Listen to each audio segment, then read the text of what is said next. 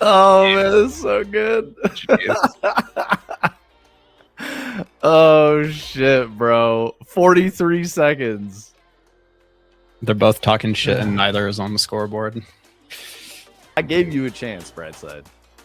The game was rigged for you, bro.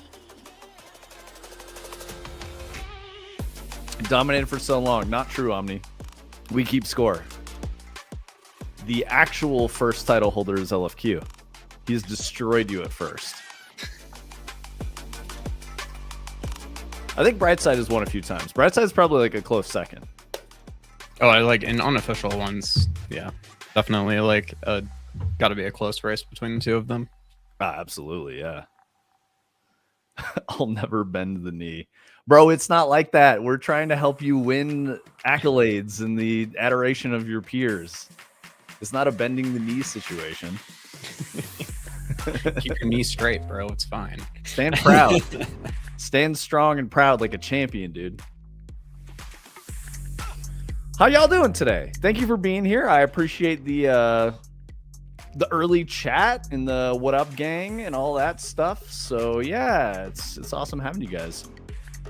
I think we are, we got a little bit of the senioritis brain for 2025. We're ready for 26 to just be the fuck here already, right? Hit a new year in a new way, all that stuff.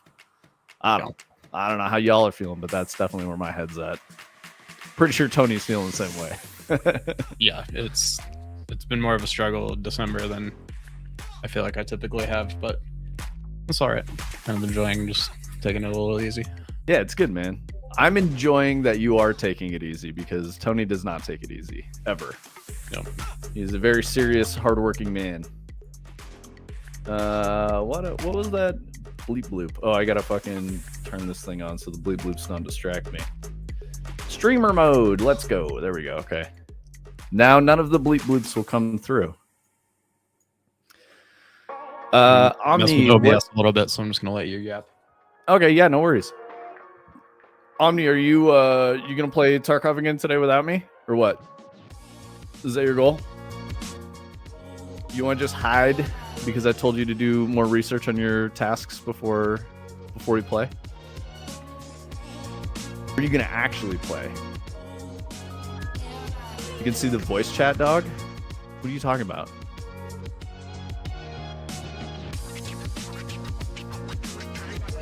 What? The fuck are you talking about, man? Like on stream?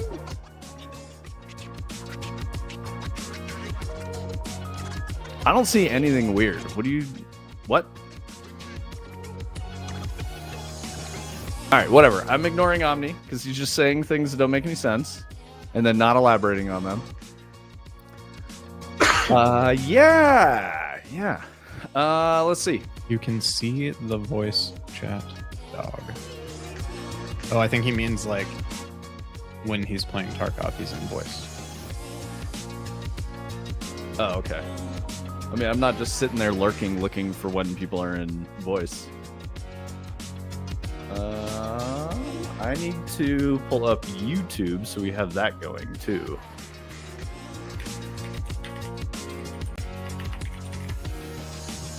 Oh, wrong link.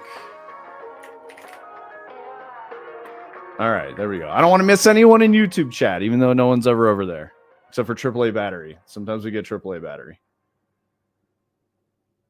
All right, cool. I got a window up for that. We're ready.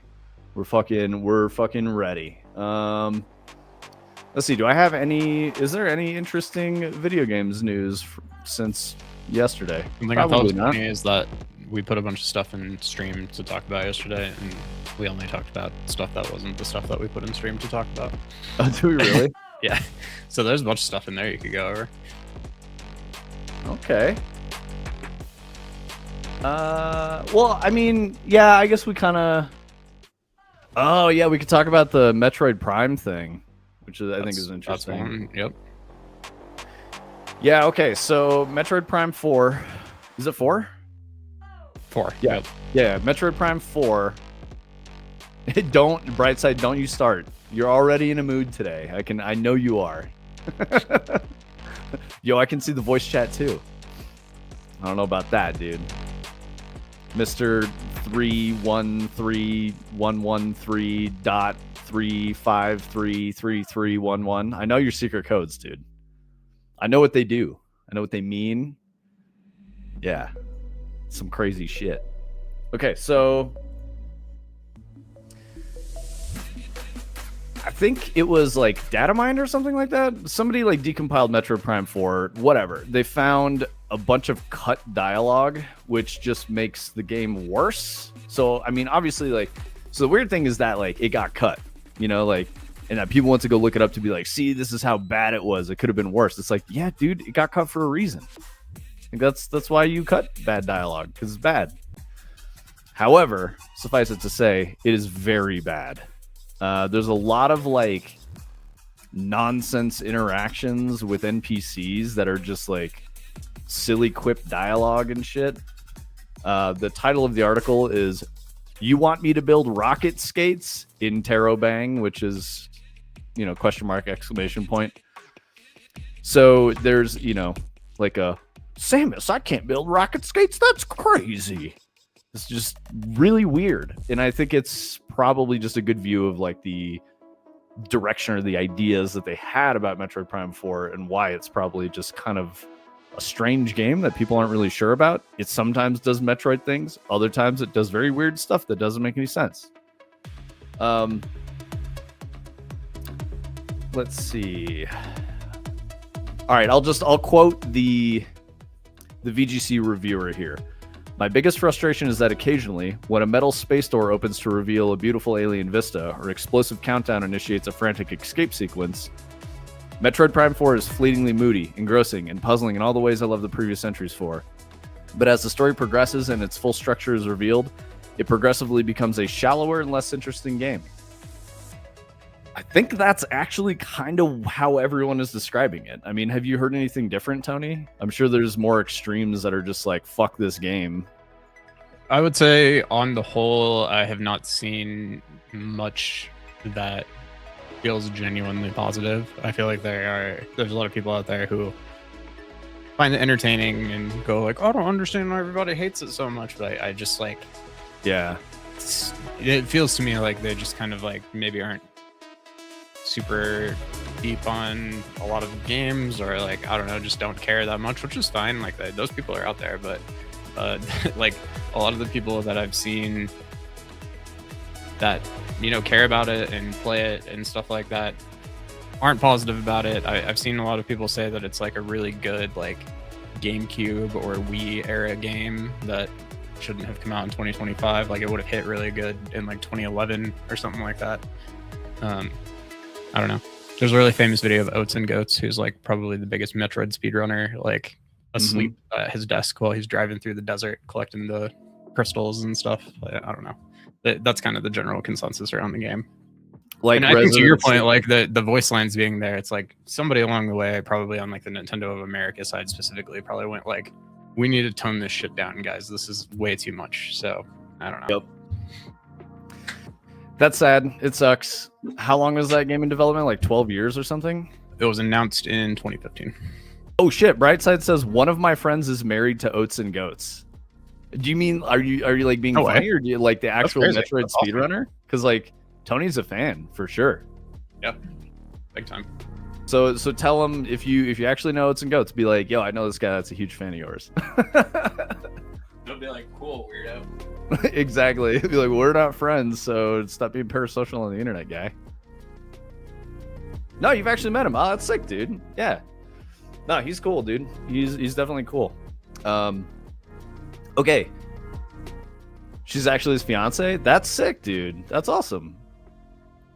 Speedrunning games is kind of in a weird spot right now. The culture is very different. I'm sure you know that. I'm sure if you've talked to Oats and Goats, you probably know a little bit of that too. I used to watch GDQ and SGDQ. Like, there was probably like a 3 or 5 year like really solid peak where it was really cool and they were doing a lot of interesting stuff. Yup. And then it just started to like decline badly. The charities they started like sponsoring got really weird. They did one for like the Prevent Cancer Foundation, which it's good, but the Prevent Cancer Foundation funds literature and like early screening for. It's more like awareness and information. It's not like cancer research, if that makes sense. And I only know this because I watched a person who like represents the foundation being like, this outpouring of support is really crazy and we appreciate it. I'm like, she doesn't know what to do with all this money. She doesn't understand what the fuck is happening and why you guys would be funding this. So I guess the point that I'm trying to make is when I look at charity streams and how people support charities and they're, trying to give money towards like cancer research and shit like that, that's where I support, or I'd be more in favor of like Dr. Lupo's Build Against Cancer, which goes to St. Jude, which is like a real fucking thing. I don't know if you guys know about St. Jude. I'll plug it. There's no reason for me to do it. I have no connection or anything with any of these people, but I think it's a pretty noble endeavor. There's basically this childhood cancer research facility that provides treatment and housing and all this other stuff completely free to parents who have children with cancer. And if your kid is dying of cancer, and regardless of your income situation, if you apply to St. Jude, they will just accept you and they will take care of your kid and try to help your kid not die of cancer and put you up in like a hotel and shit like that. Like they take care of you for the duration of the treatment plan and all that shit. And that what I think is really cool about it is that like there's no reason for any of that shit to exist other than people just being kind, being good, and it's all donation funded, which is, I think that's really fucking cool. I actually don't know if it's purely donation funded. Let me look that up. It's primarily funded by public donations. There you go. They do have a fundraising nonprofit that puts money into the research center in the facility, but I think that's really fucking cool. So the point that I'm trying to get at is Prevent Cancer Foundation might have been a little weird to give like $5 million to every year because they're publishing literature and they probably don't know what the fuck to do with all that money. So GDQ then changed to Doctors Without Borders, but the French one, so like Médecins Sans Frontières or whatever the fuck. And I don't know who they've been doing it for recently, but I know that like a lot of those donations have dropped really far. They, like I was saying, they raised, at the peak, I saw something like $5 million for Prevent Cancer Foundation. And then the next year it was like $1 million. And then the next year it was like less than $1 million. So the community's really changed a lot for whatever reason. Probably for the worse, because it doesn't seem to be as popular or interesting anymore. Yeah, like for whatever reason, you don't see the names that were always there when it was kind of in its heyday, when you and I used to always watch it and talk about it and stuff. Oats and Goats being absolutely one of those people. He would always do like 3 or 4 games during the entire thing, and he had collaborators and stuff. Like he was big in the scene there for a while, but I don't know. Yeah. I used to not like it when it started because it wasn't just called GDQ or Summer Games. It was called Stupid Games Done Quick. And so like really awesome games done quick. Yep. It was really negative towards developers, and the whole gimmick was that it was like people were playing these really like poorly crafted games and playing them in ways that showcase how broken the game could be because of like, shipped software bugs and stuff like that, which I think they realized like, hey, maybe we should stop like talking shit about game developers and like have more of a positive vibe. And they did that. And then it started to get better. A lot of developers were supporting it too. And then it just got really weird. They had this like peak and then it just fell really fucking hard. So anyway, that being said, since we're talking about money in this industry, let me see what the source of this article is. Newzoo, which is another one of those aggregation firms, the big data guys that we've talked to you guys about before. I did not write them any letters, no. So data from Newzoo says global games revenue in 2025 is expected to grow 7.5% compared to 2024. What I think is interesting about that is that growth is likely due to the way financials got reported based on like 60,000 people losing their jobs. So think about that. I don't know that there's necessarily that much revenue gain, but I also would doubt that that's like $10 billion globally or whatever it is, right? Like it's expected to be 197 billion this year. In the previous year, it was like 160 billion or something like that, somewhere thereabouts. So I don't think you could necessarily say that the growth in financials is strictly due to all the people being laid off, because like 30 billion in revenue is kind of crazy to, or in payroll is kind of crazy to think about. I don't think globally video games companies are paying $30 billion to have employees. So I'm sure that's a slice of it, but I just thought that report was kind of interesting. Yeah, it makes you wonder if that, takes all of Warner Brothers into account or something, because Right. they have a game studio, stuff like that.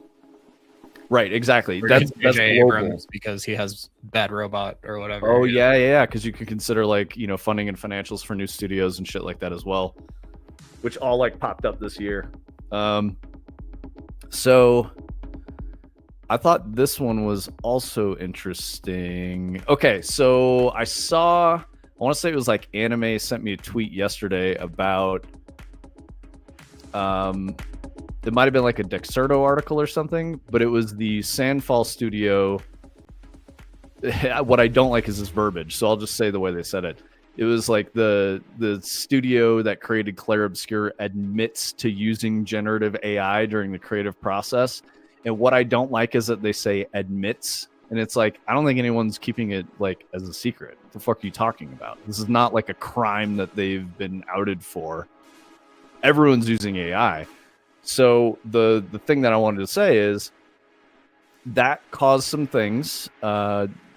There's this really weird discourse around AI and AI tools, especially online.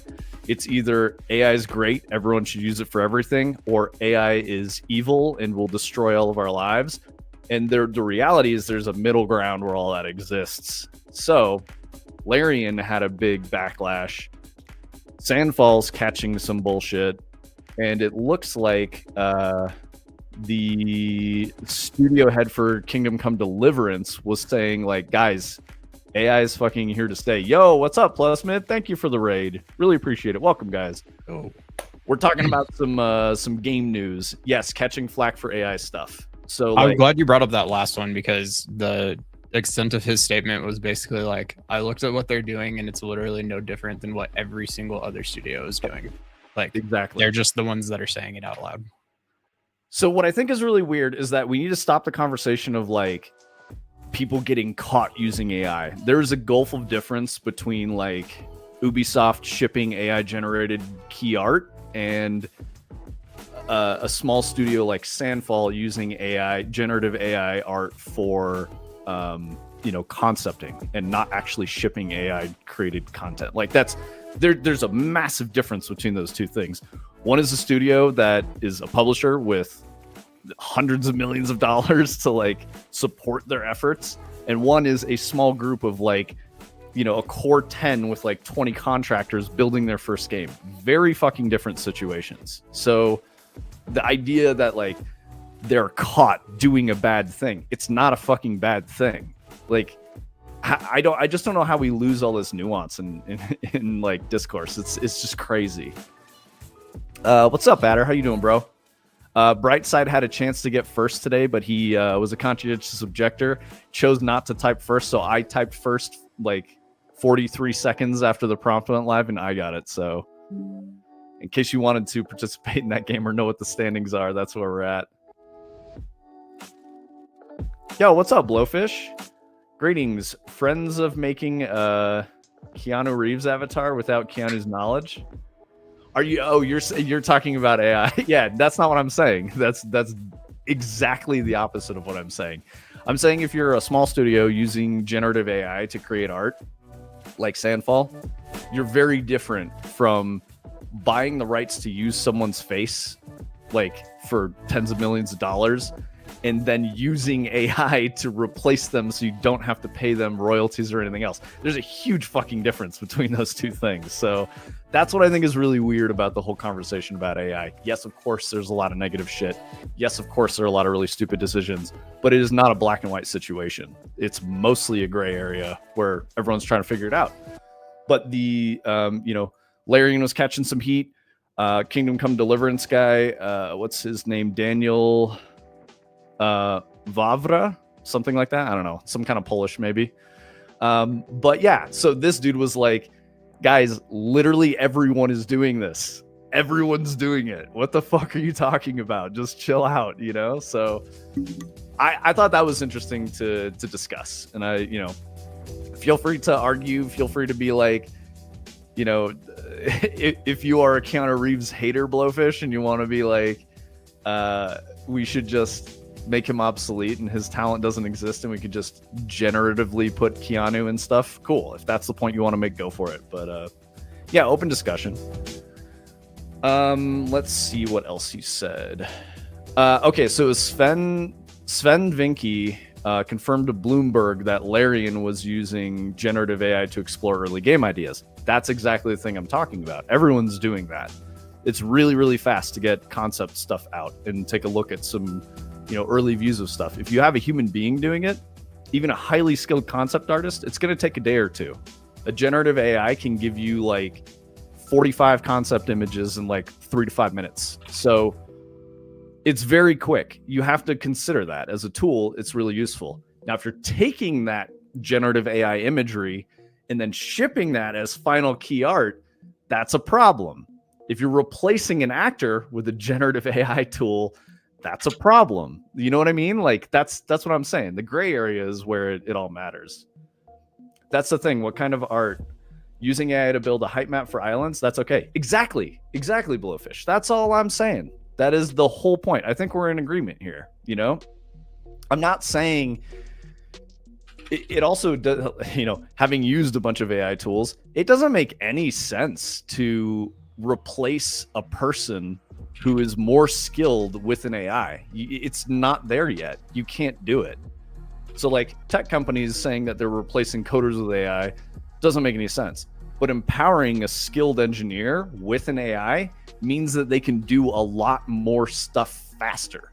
Like it just works that way. I mean, Tony has an AI employee, you know, it works great for him.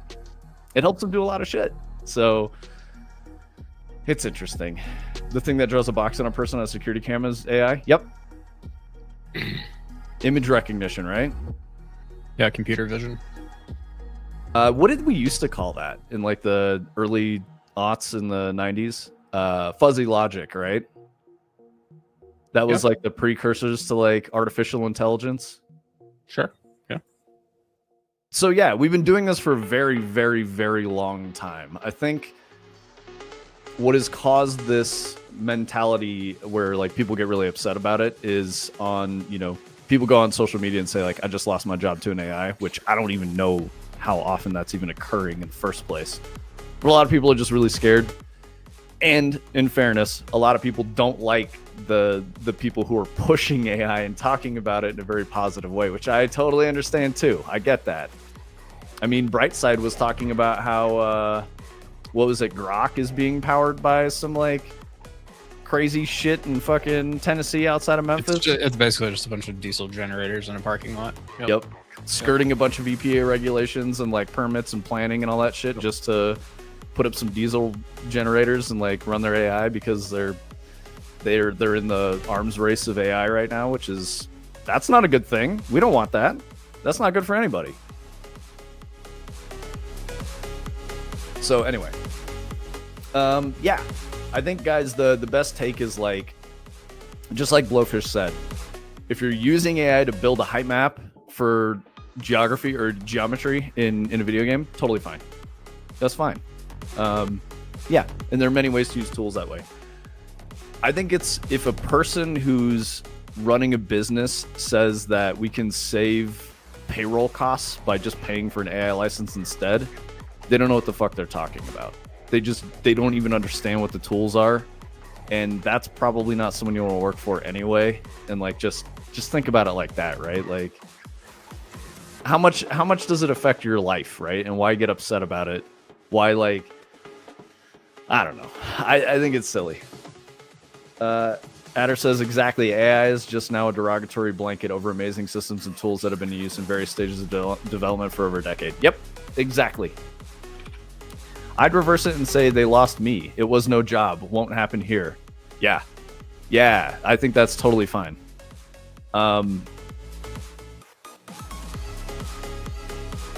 Yeah, I mean, like, I wouldn't want to fucking work for someone who thinks that I could be replaced by an AI. That's crazy. And like, I know some of you guys are new, you know, plus mid, you know, with your community rating us. I've talked about it before. You know, I've worked in AAA, and I've talked about like what it's like making games, and this is almost like a gig business. And I don't mean like gig economy or any of those buzzwords. More like in entertainment, you work on a project. You don't have a guarantee that you're going to have a job at that studio when the project ships. And studios and teams always grow and shrink. So like before a project, they're a very lean team. As they get the funding and the idea secured and planned and all that, they start to build up a team to ship the product and finish the game. And then they taper off and people lose jobs. It's literally always been that way. If you look at just how to do this financially and how to make a game or a software product in the first place, that's the nature of the business. That's what you have to do. So always be looking for a new job and try to find the next best fit for you. And definitely consider like people that you're working with, you know? I've had interviews that I'm just like, nah, I'm not interested. Like I've definitely like killed the interview myself multiple times because I'm just like, this is not a good fit. Like these guys are not hearing anything I have to say. They're asking me unrealistic things. If this is the beginning of our relationship, I'm not even going to pursue the next steps. You know, it's not worth my time. Wonder how they'd formulate the exit email also using AI. Yeah, exactly.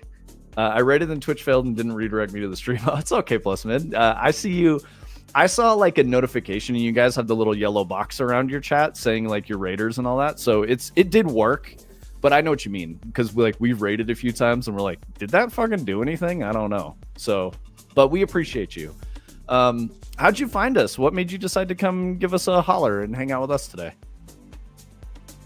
Oh, there we go. We got AAA battery. Let's see. Glad YouTube chat wasn't forgot about. Nope, not at all, man. But you're only you're ever the like only person who's over there. So Golden, I just got a train record speed run since they discovered you could lean through the wall by the floor you laser. Oh no shit. Oh, interesting. So you can like no clip a little bit of it. Damn, dude. And that game is like 25 years old or something. What's up, Turning Cog? How you doing, brother? Good to see you. Yeah, AAA, if you're still around, if you have like a video clip or something that you can share of like the speedrun tech to clip out of the train, that'd be cool. Drop that in Discord. We've had a nice evening watching Go and Riddles. Well, Plus Mid was on the other side. Okay, so Plus Mid wasn't having a nice evening. Advent of Code 2019. Oh shit, dude, that's cool. Tony, are you doing Advent of Code this year? Nah, you're too busy, right? I probably won't. No. Yeah, you got a lot of shit going on. My wife usually does it too. She's also too busy, so I don't think she's going to do it. It's a nice excuse to like challenge yourself to do some different shit than you normally do if you need that. I do different shit than I normally do every day anymore, so I don't need any more of that. For you new guys, we're a game studio. So Fractal Grove is a game studio. We're not professional streamers. We only stream Wednesdays and Thursdays for 2 hours each. We ran long yesterday. We did a 3-hour stream yesterday.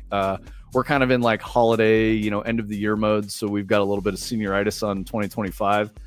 So we're chilling right now. We're in like, everyone trying to do some OBS improvements and things today. So yeah, Tony's been working on the stream. The chat overlay you're seeing on the screen right now is ours. It's self-hosted.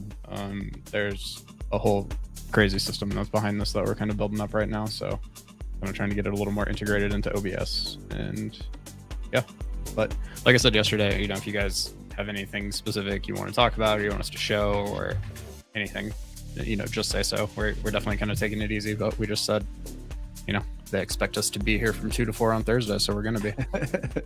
Yeah, so we're working on a liminal space walking sim horror game. Probably about an hour or 2 hours of gameplay. We're calling it Dread. We started in October. The main game we're working on is called Hyperskate. And here's some links. Tony's refactoring the bot and stuff like that, building our own solution so we don't have to use other people's stuff. So I don't know if the Discord link is still working or if you got that updated yet. It's okay. No, but yeah, you know what? I dropped the link. Hold on, I have the ability to make it. So let's see if it works. Oh, shit, let's go, dude. All right. To Discord. We got to get the link though. Hold on. But yeah, if you guys want to see some of what we've been working on and like go to our website and join the Discord or any of that stuff, you can find all that on our link tree. The usefulness of the Discord is that there's a lot of people in there that are making their own things and sharing stuff and talking about it and helping each other. Brightside Movement is one of those people. Adders come through the Discord. So if you guys work in Unreal or you want to talk about game dev or anything like that, that's a really good space to do it. Okay, try it. Okay, we'll do it. Hey, there it is. Nice, dude. It worked. See, and I just have like an interface on the web app where I could just like make another one of those in 3 seconds if I wanted to now. Dude, fucking props, Turning Cog. Art critique is definitely really hard to take. If your friend is giving you art critique from a technical perspective and not just being like, this is bad, without telling you what to change, that's not useful. I went to art school, and that was kind of commonplace with, fellow peer critiques, is people just be like, yeah, I don't like this. This sucks, and like, blah, blah, blah. And it was just like, no one gave any constructive feedback. The instructors did. But it was just, so if your boy is like helping you out, that's really useful. And don't let it hurt your pride, man. Look at it as like, oh, I didn't see it that way. And then just follow that and like literally take the advice, apply the advice, and see if you like the thing that your buddy was telling you to change. Because that's really what matters at the end of the day. It's your art. And if you like what you made, then that's kind of all that matters. I mean, although I guess to be fair, everything that I've made, I hate.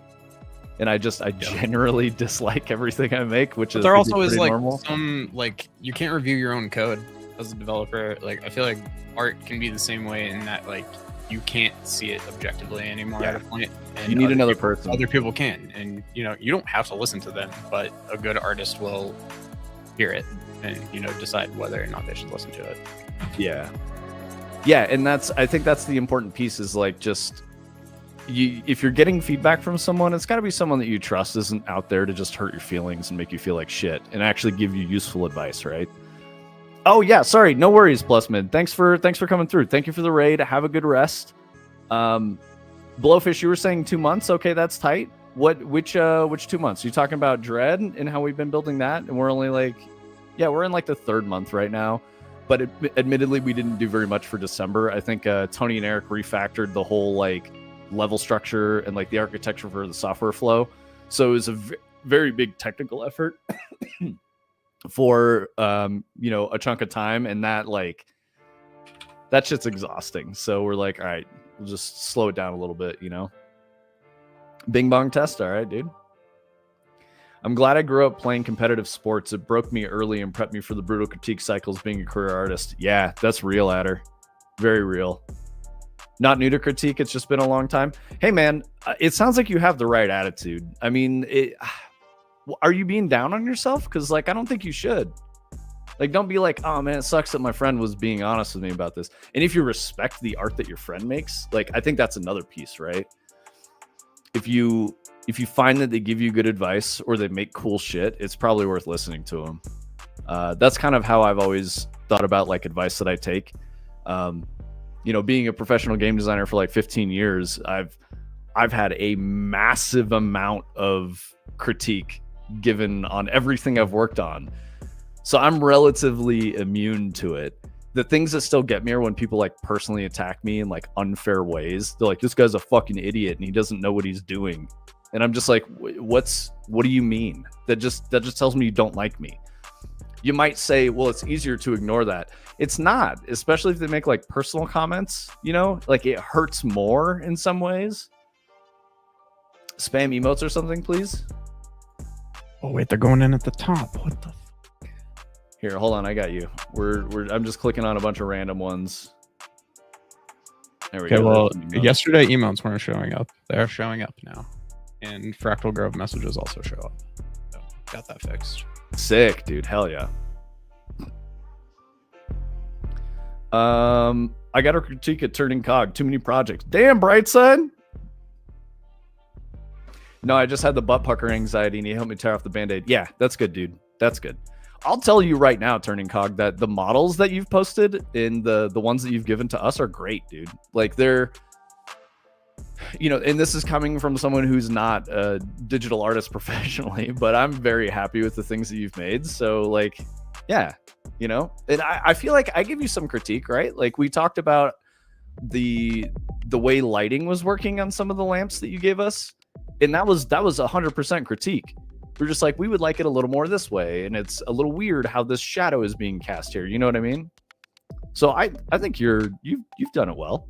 I never got a sense that you were like, oh shit, I'm terrible and I hate myself and they hate me.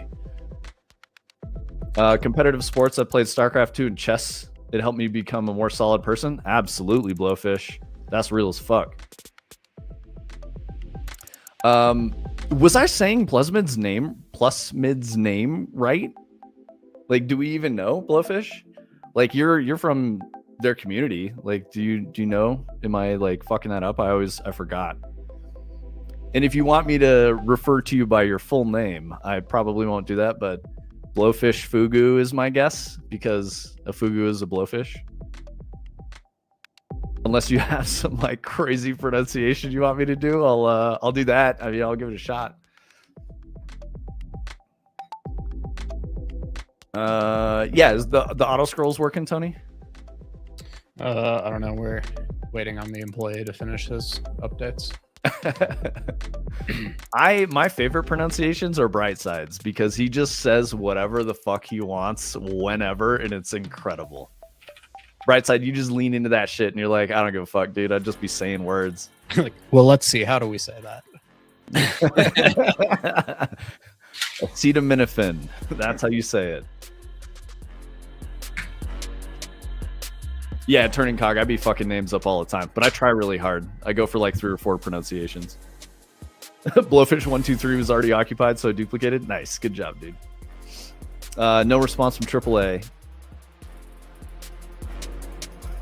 All right. Well, I was hoping he would give us a clip or something for what he was talking about. Did he post one? I'm looking at the community Discord. General fun. I did. Okay, cool. Well, we have the speedrun tech that we can look at if we run out of bullshit, but I think we've got enough bullshit. Let me see. Where did this window go?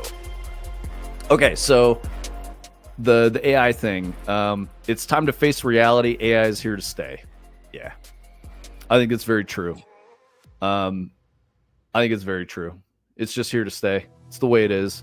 It's not going to replace people. It's going to take a very long time for AI to just take someone's job. What was it? I think I was watching like a Northern Lion video, and he was like, there's 3 jobs that won't be taken by AI, and it's like writing code, maybe being a Twitch streamer, and being like a biologist or something. And I was like, what the fuck? So anyway, I don't know if any of that's true. I really don't think we're close to having AI take anyone's jobs at all. So I think you probably got about like 2 decades on a trade still, where if you were like to get into the trades now, you'd probably be safe for 2 decades. But by the end of that 2 decades, most of your profession is automated away, and you need to like own a company that deals with the automation by that point if you're going to keep going or be at retirement age. But you know, plumbers, electricians, construction workers. Yep. You know, welding. They will be replaced by robots eventually, but I don't think we're as close to that as like a lot of, you know, desk work getting automated away. And when you say that, Tony, you also have to consider that the way that they'll be replaced is when robots that can perform those jobs are cheaper than paying a person. Yep. Which is not going to happen for a long fucking time. Yep. It's just not. Yeah, robotics is not as far along as AI is. We still got a long way to go on robotics, I think. So people are crashing out and worrying about it. The good news is you can get a fucking journeyman's apprenticeship shit for like any of those trades pretty goddamn easily. Yes, it's not a glamorous job. You're going to be hot. You're going to be sweaty. You'll be uncomfortable. Most of the companies have been bought up by, you know, investment companies and stuff now, and the soul has been sucked out of them. But like, I don't know, the work is never going away. But that's the thing you got to fall back on. And it is somewhat easy to start your own business doing that. Being a plumber, a welder, an electrician, you can do that. And so it's like a fully open avenue. But I think, especially in this country, you know, in the United States, like a lot of youth aren't like, man, I'm going to be a welder. So the plus side of it is, if you're not fucking chasing being an influencer, some bullshit ass job like that, and you chase a trade instead, you will be one of those Instagram influencers with a dope fucking car by the time you're 30. Like, that will happen if you just go build a business and, you know, learn a trade and get really good at it. The starting pay for like these, you know, these jobs is like 65K plus. So it's real, and that's a great fucking wage. So I don't know, consider that. Yeah, trades are very dope. What's up, Artificial Sky? Love seeing you, Shooty. Sorry, I've been busy this morning. I know you sent me a bunch of links. They were lulls. I took a look at them, but yeah, I'm sorry, bro. I hope you're doing well, man. Yeah, trades are definitely dope. Spam, please. All right, spam emotes, guys.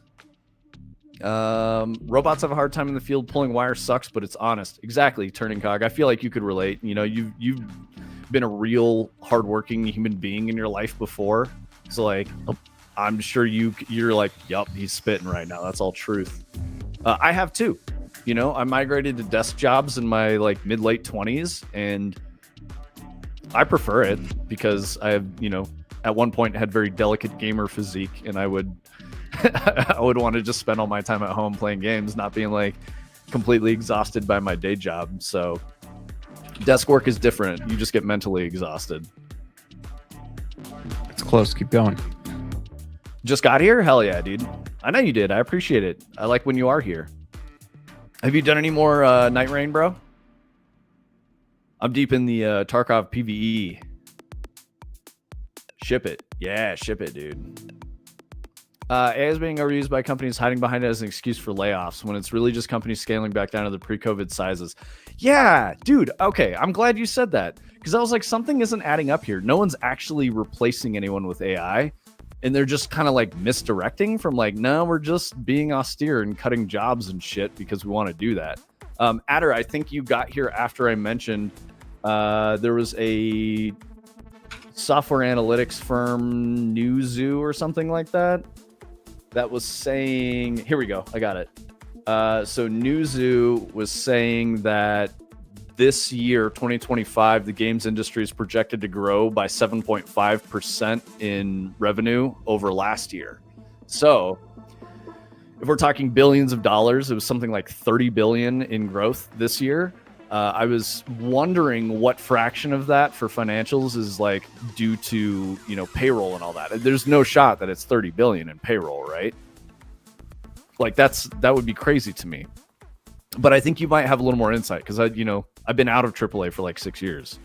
So I don't know, man. What do you think? Well, I guess I haven't been out of AAA for 6 years. No, I guess I was in like AA for the 3 after 2020. So yeah, and then went indie in 23. Yeah, I'm trying to look more at this article. According to Newzoo's forecast, console gaming is expected to generate global revenue of 45 billion this year, up 4.2% compared to 2024, while mobile is forecast to reach 108 billion, up 7% year on year. Biggest growth is expected to be in PC gaming, which I'm not shocked by at all, especially with how many people want to be like streamers and influencers and all this other shit and playing games. They wrote that report before. RAM is going to cost more than a Honda Civic. Yup. Which that you just reminded me. So Tarkov pushed an update where RAM is now rare and worth more money. When you find RAM in the game. It used to be like a common item, and now it's a rare item, and they updated all the trades and stuff so that, Yep, RAM is now useful in Tarkov because it's valuable in real life. That's one of the things I really like about Tarkov. I think that's cool. As for Night Rain, I've done a little bit. Scholars, I don't want to say that, dude. But yep, I believe that. Space Marine 2 last night. Oh yeah, you got the gaming rig, bro. The 5090. I hope it's treating you well.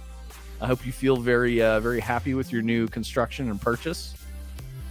Blowfish says, our current product is there since 1998 and evolved till now. A happy mixture of C98 to CPP 23.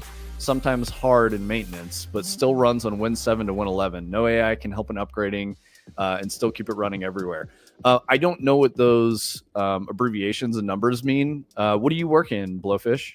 If you want to talk about it, if you don't, that's totally cool. And I'm like, we can change the topic. But I like engaging with you guys, and and having conversations about your lives and stuff.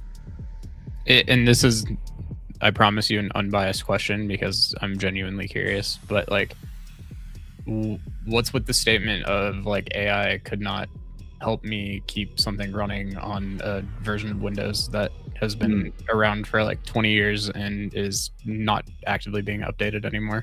Like, surely all of the information about that exists at this point. Artificial Sky can't wait to play Balatro at 5 billion FPS. Yeah, dude, real.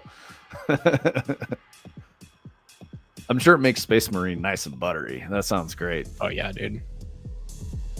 Space Marine already ran pretty fucking well though. You know, for being like a game that's less than a year old, right? Or I guess it's just over a year old now. Did I play it last year? Came out when Josh was visiting you. Which was like a year ago. But yeah, totally. Dude, Adder, Space Marine 2 is a banger. It's such a good game. It's a good time. Yeah. Oh, Shooty, did you see Total War Warhammer 40K? That got announced at the Game Awards. I'm very excited for that. That looks really fucking clean, dude. I'm a big fan of the Total War Warhammer games.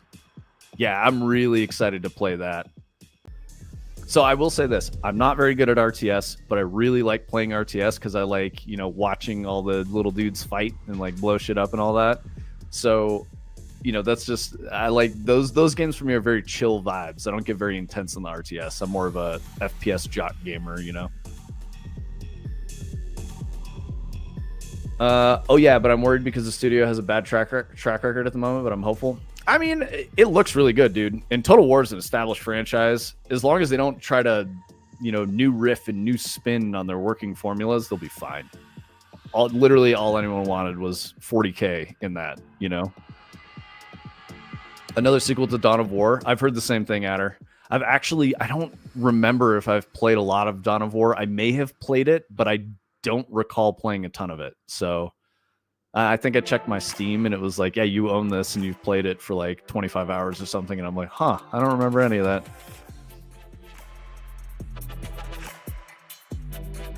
Yeah, I hope you're still you're typing what you do, Blowfish, because I wanna hear. Yeah, and to Tony's point, like, how is it that AI wouldn't help you in that situation? Because it seems like AI might be able to help you or be effective as like a tool, right?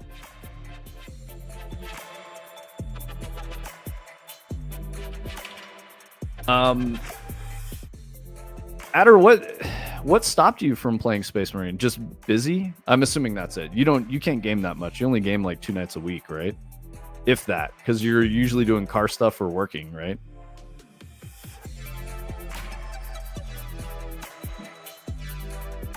Oh, did I miss any battery commentary? Oh, there he is. He's back. Nah, bro. Clanker's fine. Clanker's totally fine. That's not crazy. I get what you're going for, though. It was funny. It made me laugh. I agree. It would be easy to dunk a win, but the community around their games say the last couple installments are floppers. I liked Warhammer 3. I don't know, dude.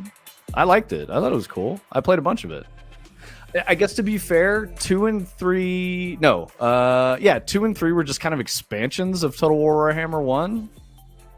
So maybe that's why people are mad, because it didn't really do too much. It just gave you like new guys to play as, added some units, added some commanders, you know, spawned you in a different area.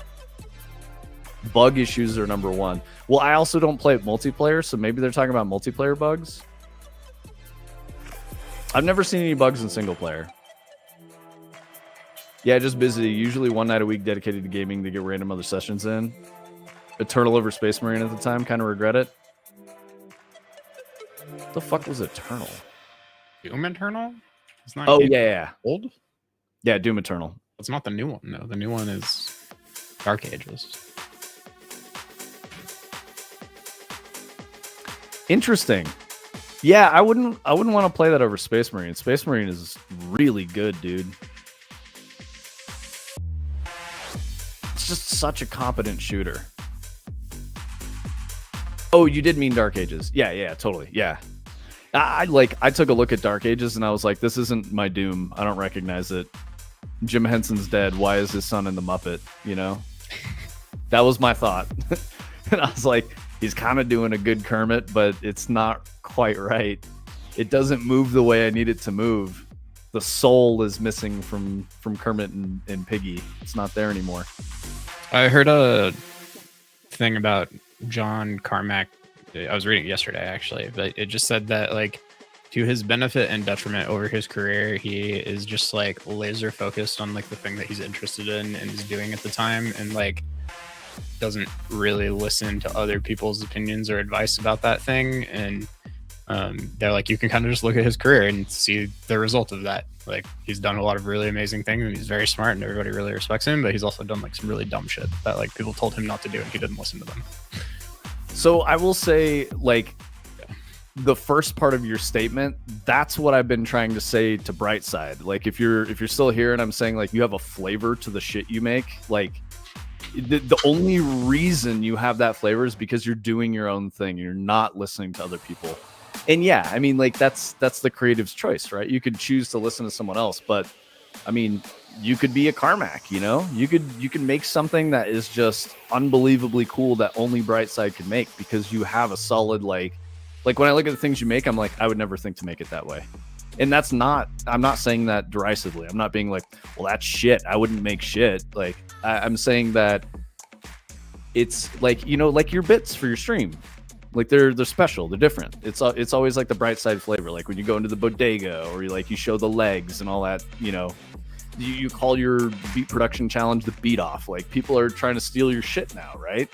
Like what was it? Bishu was stealing it or someone else? Somebody else was calling it the beat off, and they're just straight up like biting Brightside stuff. The thing is written in C++ and the various dialects that came after the years. You'll need the instinct and domain knowledge. Hold on, sorry.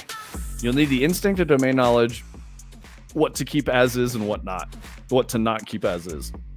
The software is a boring product management tool for 3D constructed machines, bills of materials, versioning, article numbers, REST coupling to external systems, cloning, and so on. I mean, dude, I wouldn't call it boring. That's a very, very useful thing. I would say that video games, if anything, are not useful. And I love video games, and they're a massive part of my life and have been for my whole life. So yeah, dude, like don't like talk shit about your own stuff because you're like, oh, this is boring and I hate it. Like you're providing an actual service that matters to human beings that do stuff for the world. So don't shit on your own work. The AI might kick things out that's productive to the customer. Yeah, I see what you mean. So the AI might like remove some things that you're like, no, we need to keep this because it's actually valuable. It might be worth like exploring a little bit to see what they could do in like a test environment, not a production environment, and see like what you might be able to do, because it could help you reach some very interesting ways to build stuff. I think Tony can tell you more often than not it makes garbage, and it's really good at setting something up that already exists and like is a known solved problem, but it's really bad at figuring out a brand new way to do something cool. And it mostly doesn't work, and you have to like go pull all the spaghetti apart and be like, what the fuck did you do, man? I'll put this article I was looking at this morning in the chat here, but I was talking to Greg about this earlier. I think the math, if you want to listen to what this article says, it says that AI makes 1.7 times more bugs than manual coding does. So I think that mathematically, that means that it needs to make you more than 1.7 times more efficient, or it's not worth it. And I think, you know, if it's making you say 5 times more efficient, mathematically, I think that works out. Like you're going to create more bugs, but you're going to move through them quite a bit faster than you would have otherwise. So I don't know.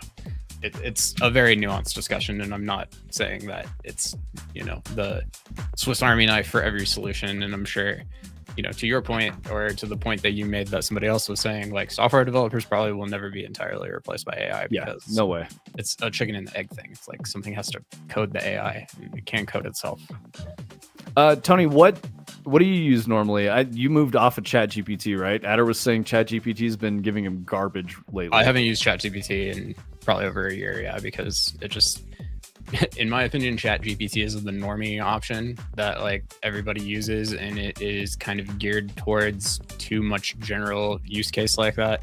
I was a big Claude guy for a long time, and I still think Claude is really good, and especially for coding, I think, you know, statistically Claude is probably still the best. But I'm very hot on Gemini right now. I think Gemini is gonna move ahead of everybody else very quickly, and I'm kind of throwing my personal hat in the Gemini ring for now. So yeah, give that a whirl, Adder. Yeah. See if Gemini is the Gemini's free tier, and I'll elaborate on this a little bit. Gemini's free tier, which if you have a Google account, you can access gemini.google.com, works very well, and it benefits from Google. Like it's connected to Google search, and to some extent it can touch all of your Google stuff, which is nice. But then there is a pro version of it that works even better, and in a bunch of AI competitions or whatever, Gemini has started outperforming Claude and a lot of the other ones. So that pro version is really smart. And then it also comes with things like Nano Banana, which is a really, really good image generator that is doing some really interesting stuff right now. And it costs about the same as Claude monthly for Gemini with Nano Banana and all these other things. Claude doesn't really have any of that stuff built into it. So that's another, you know, business math that I've been doing about that. But yeah, I think it sounds like it got better at her. And Tony keeps up on these tools a lot, so I would definitely like go with what he's saying. Just give it a shot, you know. And I'm sure if you and there's a lot of like nuance in how you use them, and you know, I don't dig too deep into the knowledge bases and stuff that you can do with them, but those things do help too. AAA said, "Oh, speaking of Space Marine perk loadouts incoming, hell yeah, dude." Yeah, so Blowfish, Artificial Sky was saying the same thing. Brother, never be down on a well-built tool. From a blue-collar dude, if your tool is shit, I hate using it. Looking at my 311 work order program. Yeah. So you're talking about your like what would that be, like a CRM work order processing software tool? And you're like, this thing is absolute garbage and I fucking hate it and I wish I had a better one. So yeah, if Blowfish, if you're saying your product is very useful, and you're saying that, like, I don't know, I'm trying to tie these two things together. There could be a benefit to using, at least exploring AI, but not like in a way that like it won't make you obsolete. And like Tony was saying, if you do the math, like if it makes you 7 times more productive, then it is useful. Can Gemini make spicy memes? I don't think any of the generative image things can make spicy stuff unless they're like self-hosted right now, right?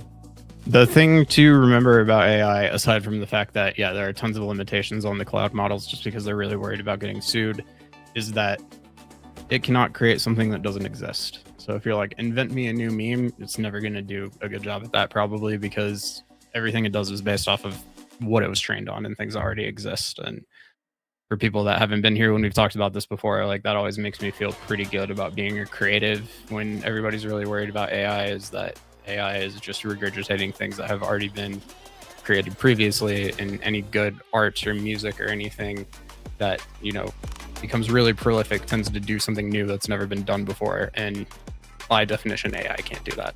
So Turning Cog is outing himself with his weird kinks. As a spice enjoyer, it's not that great right now. There you go. That's the answer for you. He just likes the illicit substance from the planet Arrakis that allows him to see through space and time. Communicate with the worm gods. Oh, man. I mean, is that how he's talking to us right now? He's just high on the spice, dude. Turning Cog, you probably need to Google Comfy UI and maybe start educating yourself on those tools then, if you were looking for some AI without any boundaries.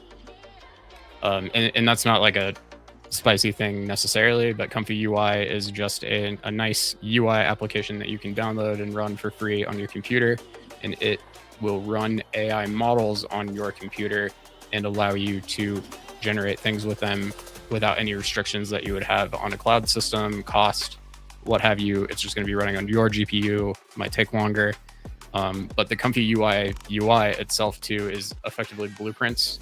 So anybody who does a lot of Unreal, I think, will feel pretty at home in there, and you can do a lot of really crazy shit with it.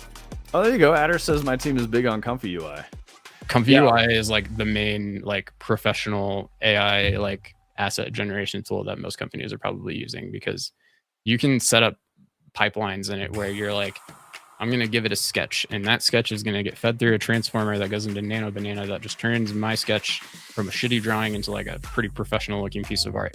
And then we're going to take that and we're going to have it run through a processor that takes the scene and tries to extrapolate any like textures that would be in it. And then it's going to generate those as the texture files that you could use in the game engine.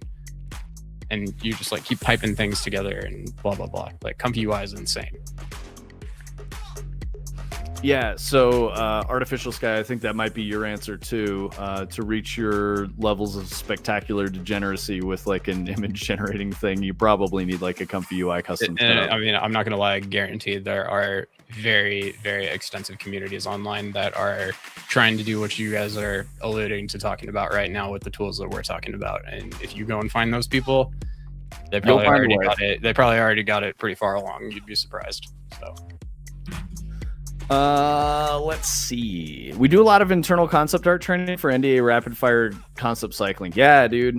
Pretty common across games right now, especially in AA. Yep, exactly.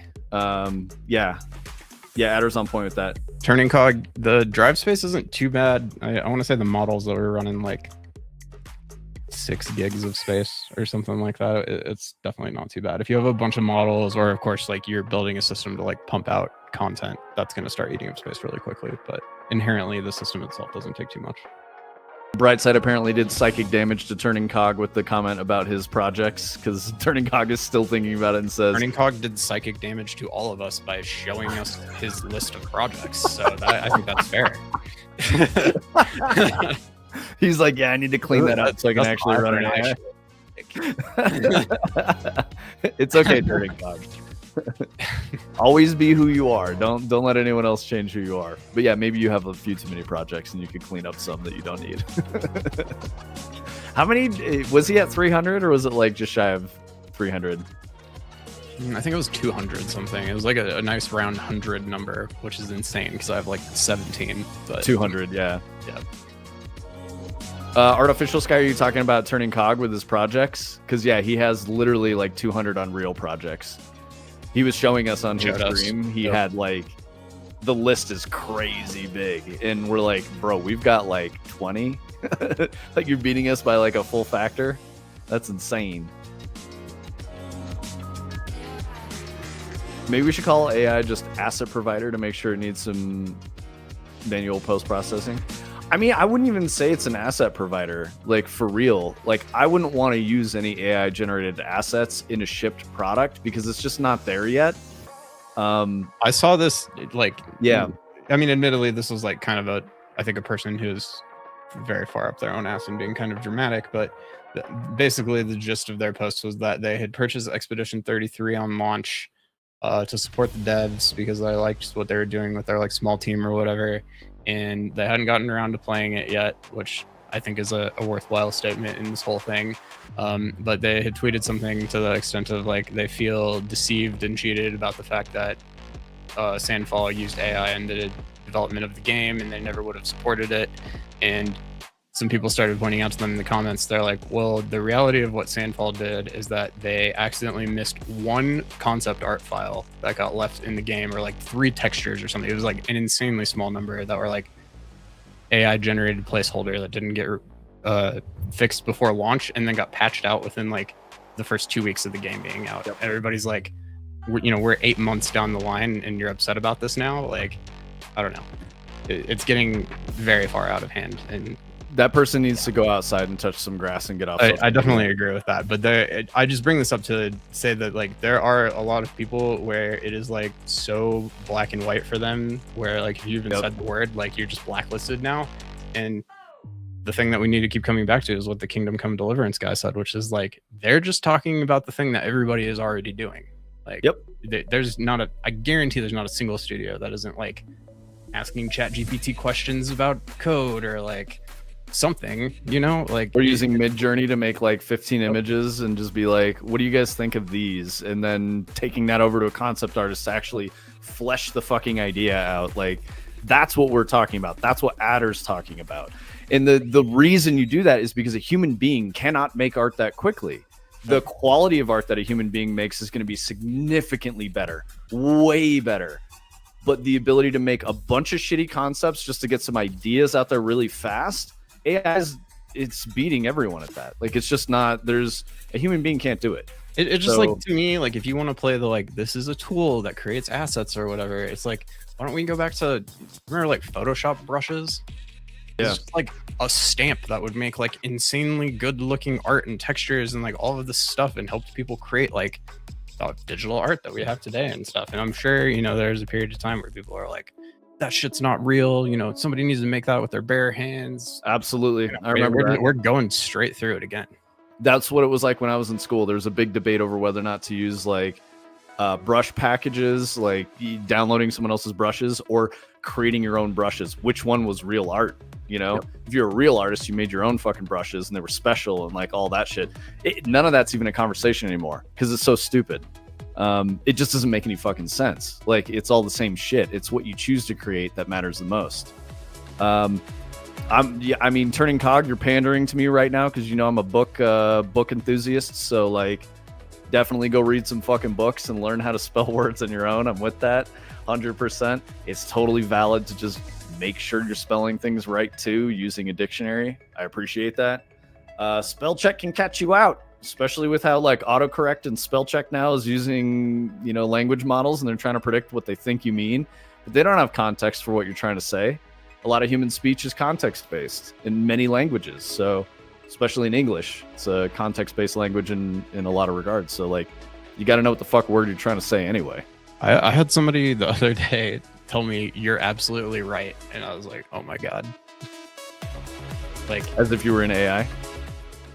Well, that's like a thing that AIs definitely say a lot, especially because they're like sycophantic. But I've also seen discussion about how like AI is starting to alter human speech pattern a little bit, and I don't know. It just kind of made me go like, guy, you sound like an AI right now. But Yup.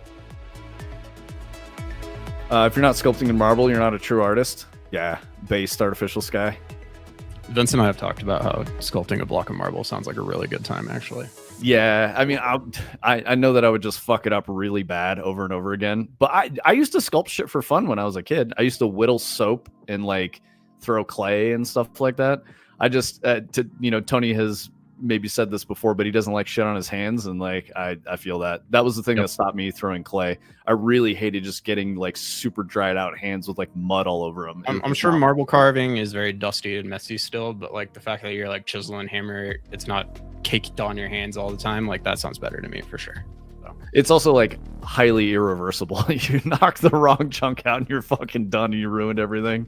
Well, I think you gotta have like a Zen mindset about it, you know? Like, yeah. It is what it is.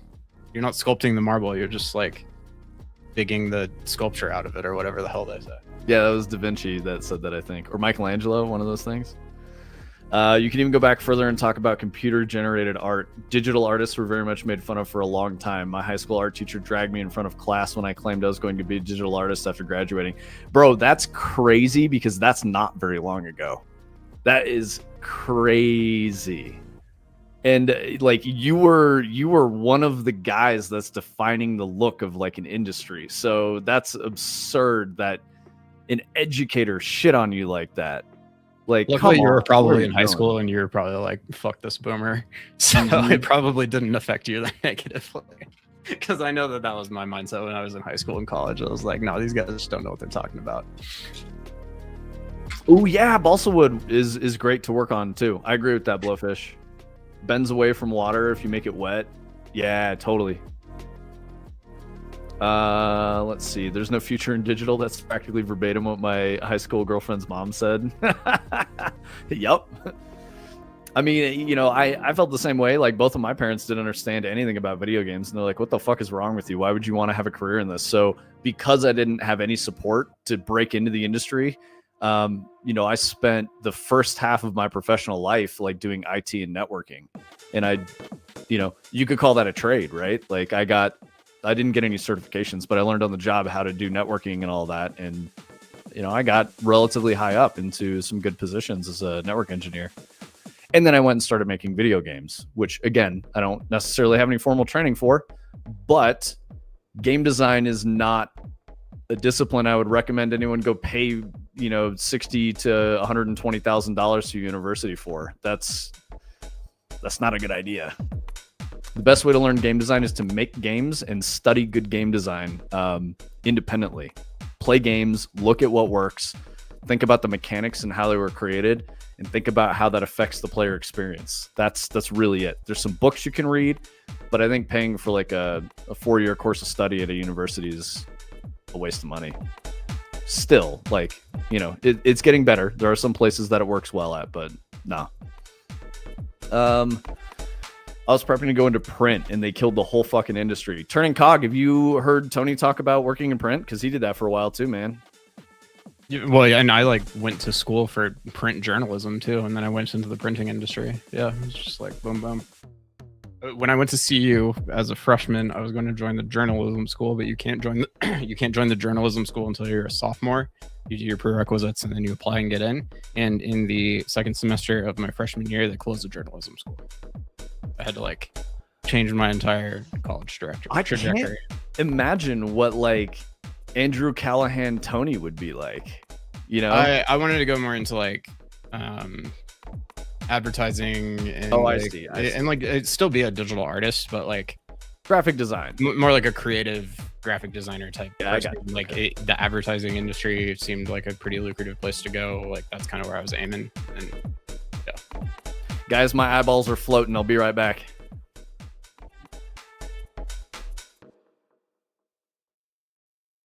Adder says, right on the money, I didn't give a fuck about high school and was honestly even more fired up to prove him wrong. I actually got hired by Microsoft as a 3D artist 6 weeks before graduating. God damn, dude, that's crazy. I stopped showing up to that art class with that teacher after letting her know I was too busy with my digital art career. Oh my God, that's amazing. All gas, no grove. Nice. Yeah, there you go.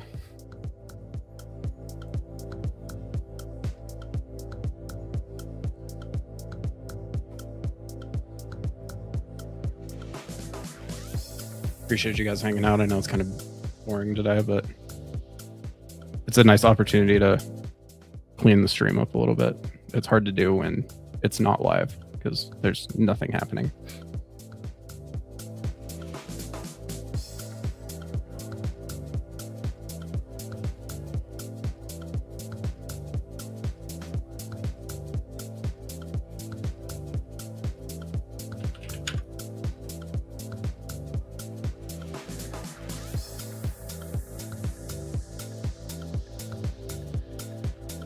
I mean, with Dread, like Vince is saying, just we did a big refactor. I think I showed it the last time we actually showed Dread on stream. I know it's been like a week or so, but the neighborhood and kind of just we had refactored the neighborhood so that the house loading stuff was batched and instanced and not happening all at once. And then Simple Sins Eric did some C++ updates to modify the default level streaming system because it was being annoying for us. Basically, we were trying to programmatically set the transform of a level instance outside of runtime, and it doesn't let you do that. But because our neighborhood is procedurally generated and the end of it attaches to the next section of the game, we didn't have to, but it was kind of seeming like a nice thing to be able to do outside of runtime in the editor, to be able to kind of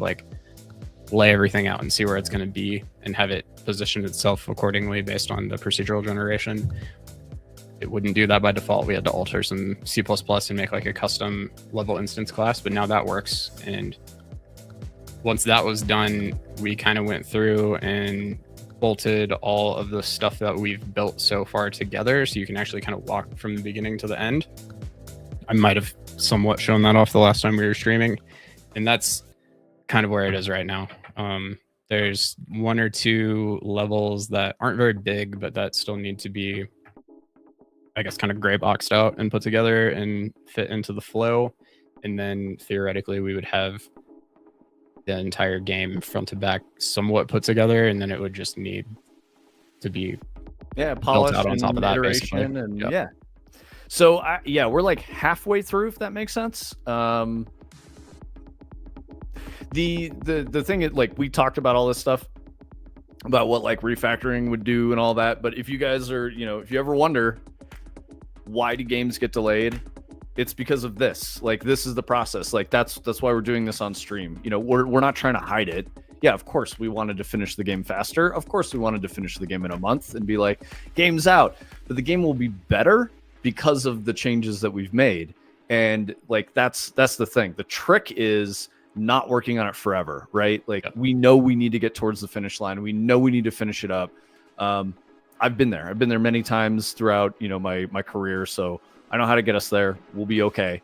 But yeah, it's not, I don't think it's necessarily a bad thing. It's not, if we had a signed contract with someone who gave us like 250 grand to build this game out, it would be a problem, but we're not in that situation. So it's fine. Like, we would end up being like, well, we know that the thing Tony just described about refactoring the software architecture and how the level flow works, that would be an expensive change. If we had a certain amount of time and a certain amount of money to do this in, like, we probably wouldn't be able to do it, but because we're not in that situation, we can do it. So it's good. But that's the trade-off. That's where it goes. That's why, like, talking to you guys about this and showing you guys all this is the thing that I was saying. We're taking the risk and putting ourselves out there, and that's the whole point of the stream. We want to make it more like, less like marketing, paint and carefully scripted word choices and shit like that. We're just real people. That's what we're going for here. We're real people actually making a thing. So yeah, you guys get to see the whole process, all the ups, all the downs, everything. And I think that's the offering here. And I try to entertain you guys while we're in both positions, the excitement and the doldrums and all that. But it's a normal part of every project.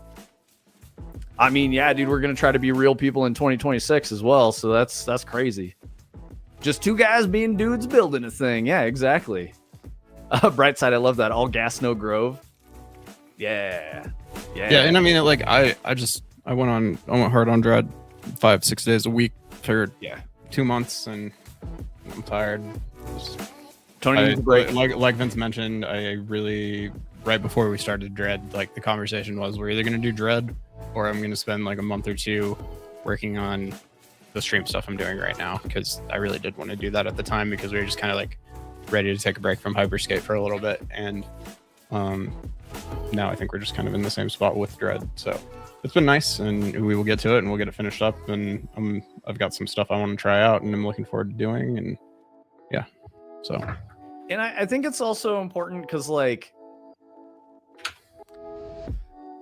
there's a lot of, in this industry, people get chewed up by the meat grinder and they come out the other side forever different. And that's something I don't fucking want. I really don't want that. So knowing what we were getting into and like having the experiences that I've had in, companies of various sizes from startup to AAA, like, I don't want to fucking have a business that works that way, where we just consume people and throw them away. And I also know that the most important moments in life are spending time with your friends and family and people you care about. And, we've said it so many times, and Adder was talking about how he, sarcastically, like, it was all worth losing, key memories with his grandparents before they passed away to ship a COD title. Like, he's going to remember that he missed out on time with his grandparents, not the COD title going out into the fucking marketplace. Like, that's the fucked up situation. I don't ever want that to happen. So when Tony's tired, I'm like, yeah, dude, please take a fucking break. Like, please, like, I want you to be enthusiastic and excited about working on the project. I don't want you to just fucking grind yourself into a paste. Tony and I have talked about this a lot over the years, where I'm like, bro, you are working too hard. Like, you do a lot and it's amazing, but please just fucking breathe. Like, take a break. I'll hang out with you. We can still spend time during the day and like our scheduled meeting time or collab time, all that. We can just hang out. We don't have to work on anything. Like, it's totally okay. Of course, there's, subconsciously, there's going to be a little bit of stress for everybody around that, because you're like, fuck, dude, I feel guilty. I want to work on something. But learning to be okay with that helps the creative process, in my opinion, because you have to step away from things. Like, it's just like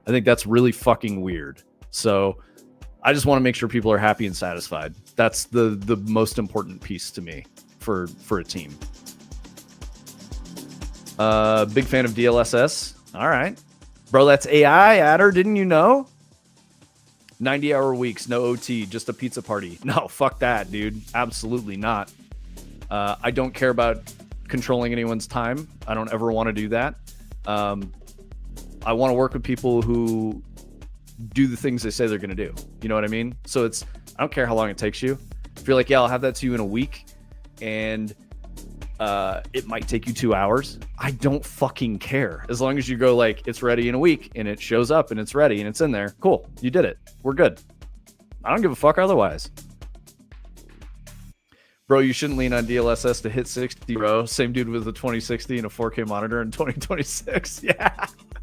Activision likes Halloween parties because they line up with going gold on COD. Hell yeah, they do, dude. Yeah, Blowfish, what are you looking for in features for Unreal? And yes, they do break shit with every version. That's a great point. Turning cog is great for advice on like what version you should choose. And Blowfish, are you like, do you make games? Are you like looking to get into making games? What's your deal, brother? Also, thanks for hanging out with us and chatting. And I see you lurkers in there lurking. I see you. You don't have to say anything, but I see you and I appreciate you. I hope you guys are enjoying the pretty casual Dread Day 22 stream where we've got some spitting glass logo while we just yap at you. It's holiday time, you know? And we're also, we're not going to stream next week, yeah? Next week is Christmas? Yes. Yep. Yeah, no stream next week. It's Christmas. New Year's Day is Thursday. New Year's Eve is Wednesday. I don't see a reason to not stream then. We can totally do that. We'll be okay. I'll just be tired, sensitive to light, and have a bit of a headache on that Thursday after Christmas when we come back. We'll say that. Yeah, no, it's just a pizza party. Shit is whack, dude. Nah, fuck that. AAA says don't work on it forever, just a really long time like Star Citizen. No, that's not the case at all. We know the scope of the project. We know what we're building end to end. We've got 2 level prototypes stood up. The 3rd is in a very early, like Tony was saying, gray box stage. The 4th level is not existent yet, but needs to be hooked in. There's some tech set up for it already. So that is like prototype. And then the final level is not even gray box, not even prototype. It's like it's like in the level flow, but it takes you to just a blank space with like a plane you can stand on and a point light. So that's okay. That's fine. Art is obviously going to be a lot of stuff that needs to go in, but don't forget, guys, we scoped this as an asset flip. So we're not making brand new assets, despite the fact that Turning Cog has made us some wonderful lamps that we can use. But yeah, we're asset flipping, so I'm not worried about the art. It's going to be Lego bricks that we stick together to finish that, so it's not crazy. You can play, what's SC? StarCraft? Supreme Commander? Star Citizen. There we go. Yeah. Thank you, Tony.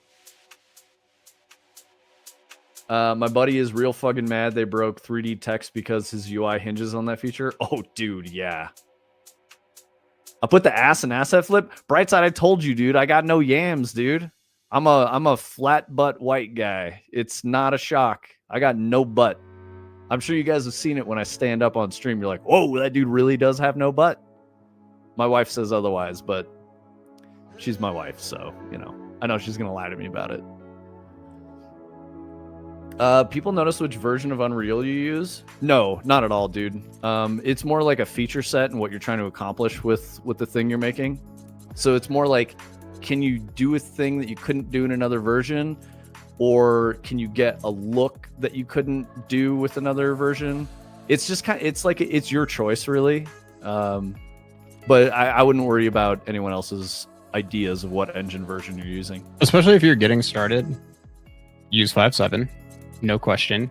Yep. If you were somebody who knew what you were doing and were asking this question and like really didn't like lumen and nanite and wanted to use like only baked lighting, there could be an argument made for just going with like 4.27, which is the last version of 4 that was out before they went to 5.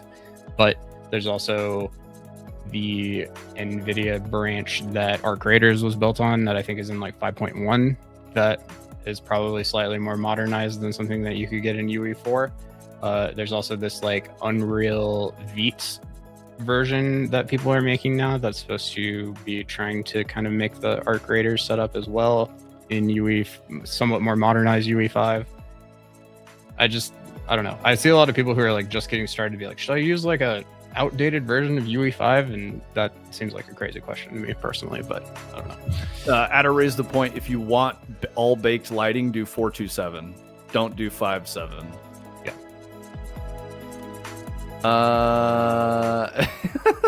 Y'all are wild. Lincoln Logs, dude. Brightside. They said, call me John Wilson. Dude, get the fuck out of here.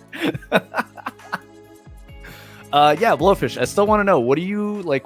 Are you potentially like entertaining getting into game dev as a hobby? It sounds like you've got a lot of software dev experience. What do you want to get into, bro? Like that's what the stream is about too, is we want to help you get into the thing that you want to make and make the thing that you want to make. And I would say not like Lincoln Logs, more like, no, that's not fair. Not like pancakes, but just like, there's not very much there, you know? You can grab it, but there's just not much there. You can no longer fully set up UE as a forward renderer. Deferred systems are always enabled, and it'll eat unnecessary perf. Got it. All right, that's the difference.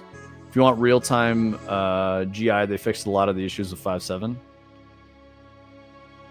Side-by-siding 5.7 and 5.6. Yeah, dude. Global illumination, I'm guessing, is GI. What are these emotes you put in there, Artificial Sky? Oh, the Kirsch fucking... Oh, he's outing himself right now as a Kirsch sub, dude. Hank Hill Booty. Yes, exactly. Thank you. That's close. Hank Hill Booty. I do not have the Hank Hill gut, though. That shit is gone, dude. I'm fucking shredded. I used to have that. Too much beer. Too much beer over like 40 years. Hey, what's up, typical hard worker? Are waffles better than pancakes? If you're talking about butt cheeks, I feel like pancakes are better than waffles. You don't want dimples in each butt cheek, you know? Adder needs some Vash emotes. Get them, dude. I sure as fuck them in gastrointestinal. Yeah, dude. Real-time gastrointestinal issues they fixed with 5.7. Waffles are just pancakes with abs? Interesting. Is anybody else anti-dessert breakfast like I am? I am. Dude, I will eat like kimchi for breakfast. I'm saying I love savory breakfast, like, dude. That's totally the shit. Not butt cheeks, man. I can't eat butt cheeks in my breakfast. Okay, typical hard worker. The breakfast, my favorite breakfast, I've been eating this every day for a very long time, is just 4 eggs and an English muffin with some English breakfast tea. That's it. I will occasionally throw a pickle in there, a couple pickles, if I need some electrolytes, you know, extra salt and stuff. But yeah, no, I like protein load, and it's not because like I'm on a diet or anything like that. I genuinely just like fried eggs for breakfast. It's good. So I would say, if we're talking about pancakes or waffles, like I enjoy the flavor of pancakes and syrup and waffles with syrup, but I'm not going to eat all of them. I get like real tired of eating cake for breakfast, if that makes sense. It's really weird. I like bacon and ham and eggs and, you know, protein and meat. I don't know. That's not to say that I don't like cake. I definitely do. I've got, you know, a box of like the Little Debbie fucking Christmas trees in my pantry right now, and I'd be eating them shits for sure. But that's like it's 2 a.m., you know, and I stayed up too late, maybe had a few things to drink and smoke, and I'm like, man, I really need those Little Debbie snack cakes right now. They're gonna be amazing. The potatoes don't do it for me, Artificial Sky. It's fucked up, dude. I don't know why. I get really tired of eating like a large quantity of like a starchy carb thing. I don't know. Pasta's an exception. I love pasta. I'll eat a fuckload of pasta. You know, I like soups and stuff too. And when I say that, I mean like pho. Like pho is elixir of the gods, dude. Bone broth that's been made for like 18 hours is incredible. Pure vegetarian? Why would you do that to yourself, typical hard worker? Been enjoying inflatable muffins. What the fuck is an inflatable muffin, dude? Nut chocolate sea salt kind bar is a good second. Actually, those go hard, dude. I love those. Those are great.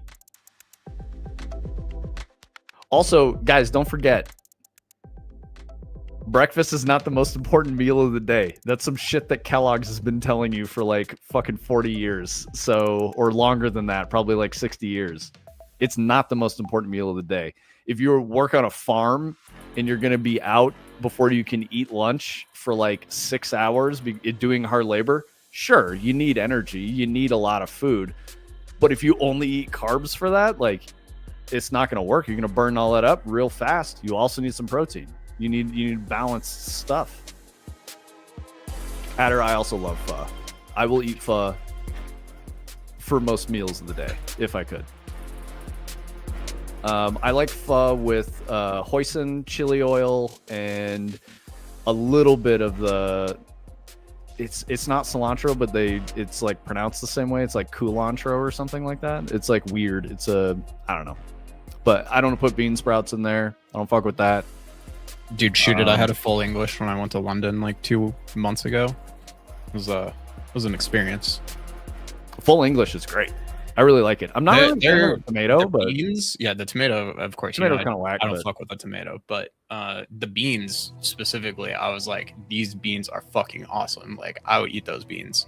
So make fun of beans on toast all you want, but they are not joking around with their beans on toast. It's very serious. It's really good. It's really good. Beans are probably my favorite part. Like, I kind of thought it was a joke going in, and I went for beans every breakfast. Oh, hard worker. Oh, it's because you eat Indian? Dude, no, that's very different. Sorry. I thought you were talking about because like, they are Indian. American vegetarian. Yeah. He's saying he's Indian, but he was saying that's why he's vegetarian. That's very different. The only like really good passable vegetarian food, in my opinion, is Indian food because it tastes fucking good, man. But if you're like, I had some boiled kale for breakfast this morning, I'm like, why would you do that to yourself? That's crazy. But yeah, even when I eat Indian, I tend to eat it with like chicken or lamb. You know, those are kind of my favorites. Tony, we were talking about lamb Rogan Josh last night, right? Yeah, I was saying I got Vindaloo last night. So, yeah, dude. Oh, you ended up going with the Vindaloo? I got the Vindaloo. It's a little spicy, but I also got curry that my wife ordered not spicy for me, and it was like I could have drank it like soup. There was no spice in it whatsoever, but it was really like the flavor was so good. I kind of wish they had just put a little bit of heat in it. Exactly, typical hard worker. No, I'm not suffering from mental illness. I'm just a vegetarian.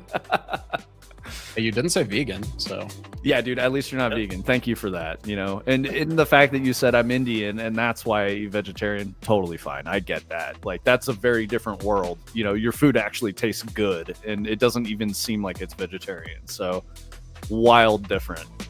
Like, I don't know, man. Motherfuckers out here like. Oh, my bad. You're right. It's not Rogan Josh. It's Rogan Josh. Yeah, dude, I can't pronounce it. I'm an American, so, you know. My favorite is Makhni, which I probably also fucked up. Obviously, butter chicken. That's some, you know, very American Indian food. But yeah, I love that shit. Makhni's my favorite for sure. Chicken Makhni. I do like tikka masala too, but I also will fuck with the Vindaloo. Biryani is really good. I have a friend who was from northern India, and he put me onto biryani. And I whenever I eat naan, it's garlic naan for sure. Yeah, I'm sorry. Yes, it is chicken makhni. Definitely, like, feel free to correct me on that stuff. But you knew what I was talking about. Yeah, chicken makhni. So if you're just saying makhni, are you just saying butter? Yeah, what is that? Does makhni just mean butter?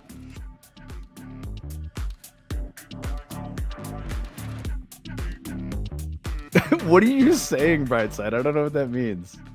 Yeah, biryani is definitely good shit. Oh, makhni just means made of butter. Okay, so yeah, butter chicken's like a literal translation. I got you. All right. Full English is very good. I agree with that. Blood pudding. I mean, I will eat blood pudding. That shit's great. I did not have any blood pudding with my full English, but black pudding is good too. It's not blood pudding. It's very different. Not really a fan of crumpets. Learned that. Spongy. I don't know. Yeah, they're kind of boring. There's other bread products that I prefer, I guess. But they do some pretty good biscuits over there. Do you mean cookies or like our biscuits? Yeah, cookies. Okay. Did you ask the pancake waffle question for a few other channels? Typical hard worker. That's a good question, Brightside. Spicy Vindaloo is pretty much every meal as a Swede game dev if you're in Stockholm. There's this dank Indian spot right in the middle of all the big studios. Fuck yeah, Adder. I rated someone yesterday and they had this up as a poll. Oh, the waffles and the pancakes. I see. Okay. Oh, is that I don't know how to pronounce that. Sukhwinder Singh? Sukhvinder? Something like that.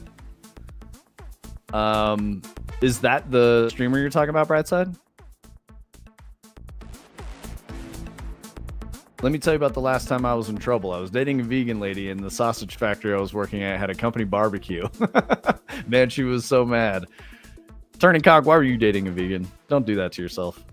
Assuming that this is a bit, like, I wonder if such a couple could even exist. The Turning Cog and a vegan couple? I was somebody who works at a meat plant and a vegan or something. I don't know. Yeah, exactly. I have to assume somebody who works at a meat plant probably might end up being vegan just because of what they see. But, oh yeah. Are you serious? Like, this is not a bit? He's naming it. Yeah. All right. Yo, how's Vane going? I don't know if I've seen you no-lifing that anymore. Are you through that period?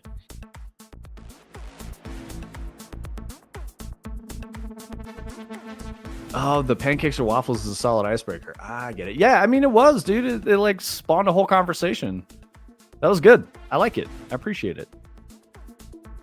Goal for me tonight is to go to channels asking waffles or pancakes, and the channel chat instantly becomes a food channel. I mean, you did it, typical hard worker. You fucking did it, bro. That was it.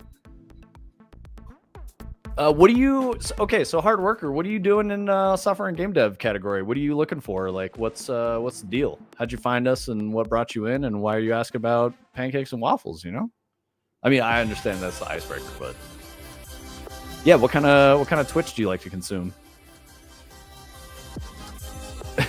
Hot dogs or sandwiches, dude? I hate that question. That shit makes me mad. Well, yeah, shoot it. But I'm talking about somebody who works at like a processing plant specifically. Like, I think harvesting your own meat on a farm or something, like, that doesn't make it vegan. If anything, like, those people are almost never vegan, I bet. But Adder based. Yeah. Texan opinion. Hot dogs or tacos? Amazing. Base Texan opinion, dude. Yep. Hot dogs or tacos. Agree. Dude, Texas is going to be really competitive in the Hunger Games, if you think about it. They got a really large pool to draw from. There's some beefy boys down there. Hell yeah, there are. Yeah. Did you guys hear about the Hunger Games that we're having? The Patriot Games, is that what you're talking about? All the states are sending their representatives to compete. So nice, typical hard worker. Well, I hope you stick around, bro. We don't stream very much every week. We only stream about 4 hours a week. This week we're closer to 5, but we went long yesterday. You know, we're in holiday time, so we're just hanging out with y'all yapping. But like, we very much are focused on game dev. We're a game dev studio, Fractal Grove. Tony and I are the co-founders of the studio. We're working on a couple different projects. Let me drop you some links, bro, so you can check us out. But our Discord is the best way to keep in touch. And we have, like, everyone in chat you see right now is in the Discord. There's a lot of people here that are making stuff, you know, shipping games and all that. So there's a lot of really solid advice. If you want to talk any kind of software dev or any, you know, creative process or anything like that, the Discord's the best way. So I'll drop the Discord for you. And if you want to see what we've been working on, check out our website and you can see the you know, we've got links to all our social media channels and stuff there. But yeah, we do the stream to, you know, build an audience. Because of the stream, you guys have like covered our operations costs for 2.5 years, 3 years, something like that. We're coming up on 3 years in January. So yeah, it's been incredible. And I've found that I really enjoy this community here. We've been, welcomed with open arms by the software game dev community on Twitch. A lot of the guys you see here, yo, what's up, Gil? A lot of the guys you see here in chat are in like every channel for software and game dev.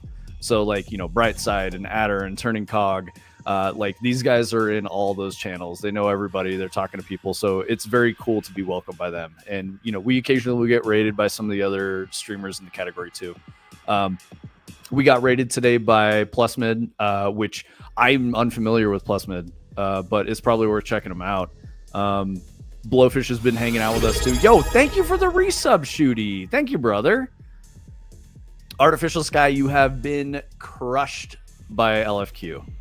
His donation power to twitch.television is unmatched. He's single-handedly propping up the website. So, it's you're not going to beat him. I'm sorry, brother, but you are number 2. Anna might have beaten you, but I think you overtook her. I don't know. You guys are really, really close. We're tracking that too, Tony, right? You were doing that with your tool? Yeah, I'll get it up here one second. Okay, cool. What are these games and why do I already lose? Because California. Go Google the Patriot games. I think Donald announced them this morning. Something like that. So real weird. No one knew what the fuck was happening. But yeah, it's high school competition among states. I don't even know what the fuck is going on. I was telling Tony it irritated me that people immediately jumped to Hunger Games and not like, why the fuck are we having a national competition for high school athletes? Like, we already do that. There's like, I mean, I guess we go to state and then we do collegiate level state competition. But like, why are we doing that for high school? I don't know. But I would also say it's not the Hunger Games. It's not about like resource allocation and oppression. It's different. Okay, so that's bits.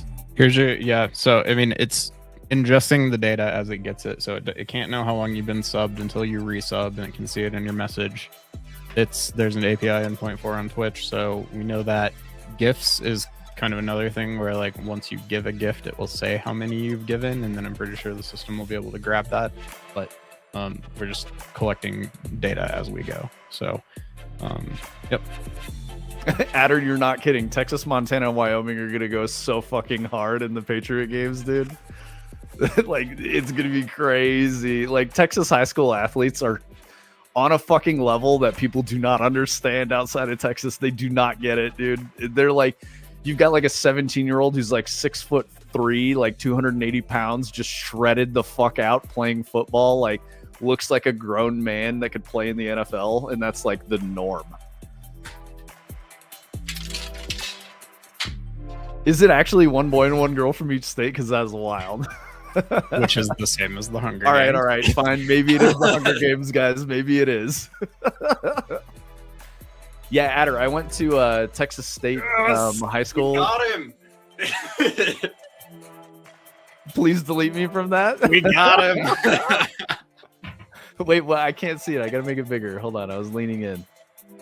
One with first 12-second reaction. Let's fucking go, dude. Yes. It's on the board. Let's go, Brightside. Congratulations. You participate in the game whether or not you want to.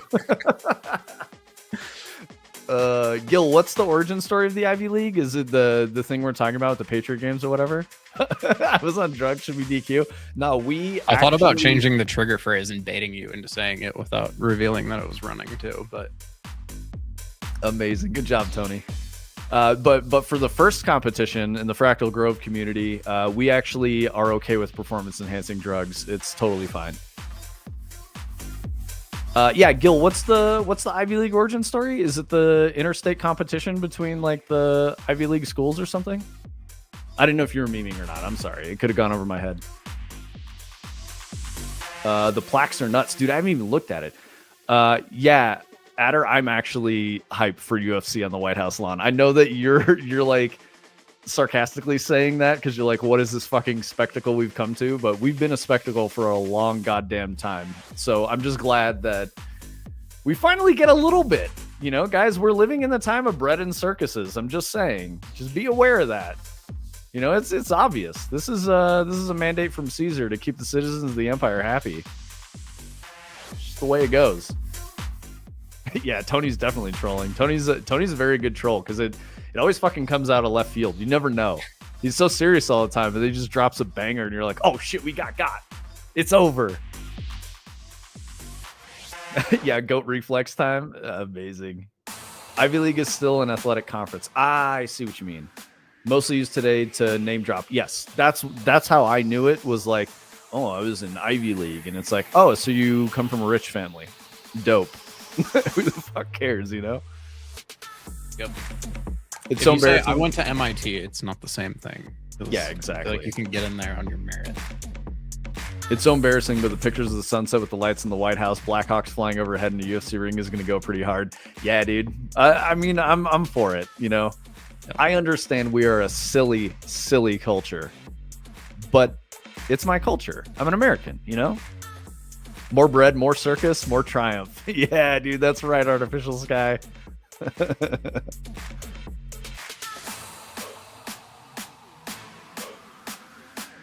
Yeah, I think it's gonna be cool.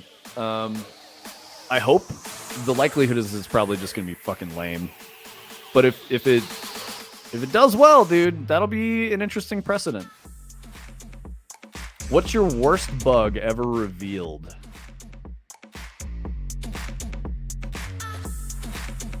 To be fair, in my time as a game designer, I was never technically competent enough to break shit in ways that would cause bugs. Oh, here, I'll say this. From my time at Destiny, so I didn't create this issue, but the issue surfaced when I made the Whisper. The original run of the Whisper had the way to enter the special space tied to a public event. And that public event was in a space where it was a 50-50 coin flip. So it would either be the Taken Infection or the Cabal Drill. So being 50-50, they realized on opening weekend that it was true RNG, which isn't necessarily 50-50. And there was like a 6-hour block of only Cabal Drill public events, and they happened every 10 minutes. So that was bad. It was a statistical improbability that was something of like 1 in 11 million chances for that to occur 6 times, or, you know, for 6 hours in a row. So because of that bug, a lot of people got really upset on the internet. And they're like, why can't I fucking play this? You guys fucked up, like blah, blah, blah. And I was like, nah, it was just a bug in the code. And then an engineer went and looked at it and was like, I'm going to do a weighted RNG on this so that it actually like balances this out. And it really is 50-50 instead of like, you could have a run of, 6 hours of just one event. Cause that's not a good experience for anyone just doing public events anyway. Like it was just bad. So that's the best bug that I can think of that surfaced. I didn't cause it. I was leaning on a system that had a bug in it that existed that people didn't really care about that much. And then it was like, oh, this is a problem. So all of that got fixed.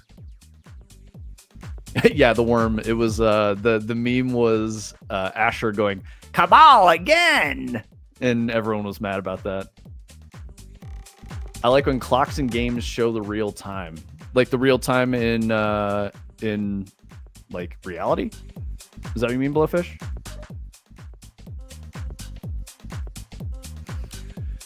Yeah, no, I think you're right, Gil.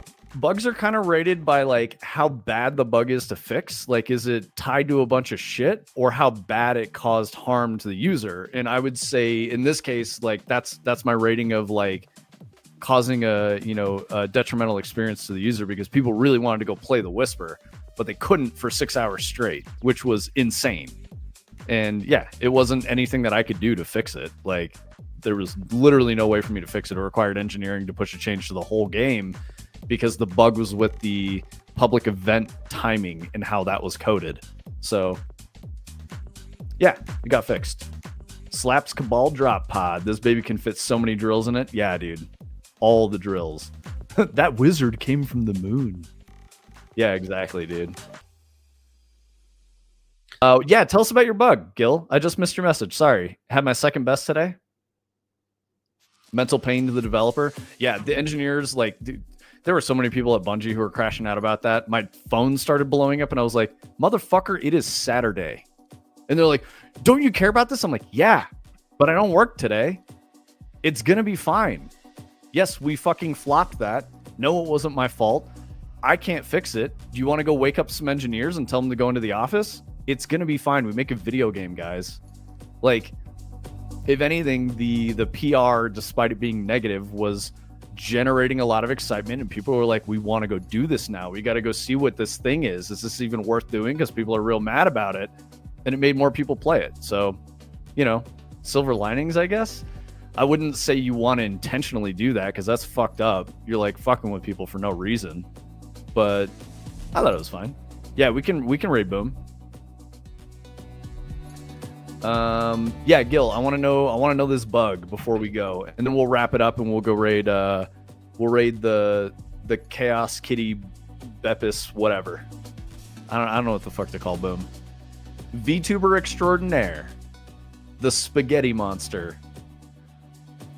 I unironically use the Cartman strat. What's the Cartman strat, dude?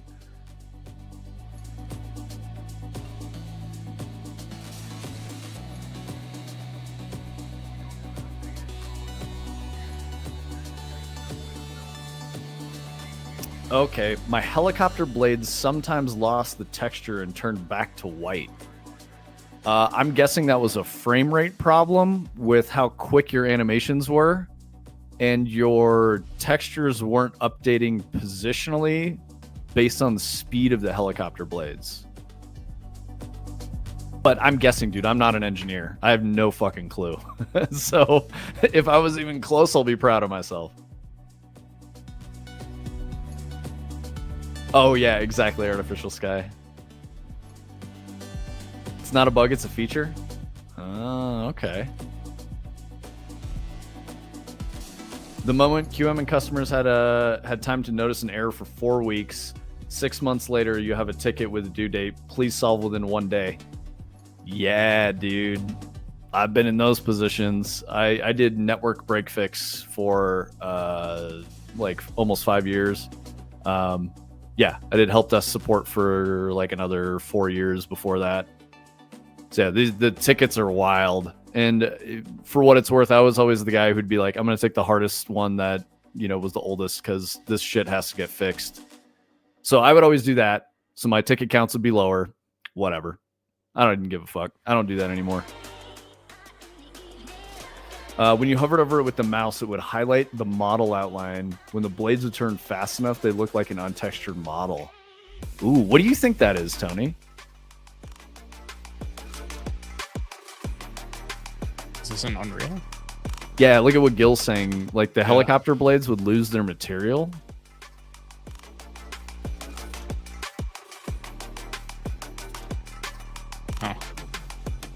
Oh, this is something you were asking us about, wasn't it? I feel like you asked us about this a while ago, but you didn't say exactly it was like helicopter blades or something? Might have something to do with the model outline, because that's technically like post-process. I don't know. A little hard to say. They didn't lose the material. The highlight model was overdrawing. Yeah, dude. See? There you go. Overdraw's a goddamn nightmare. All right, what do you say, Tony? You ready to wrap that sucker up or what? Yep. Let's do it. All right, let's get it.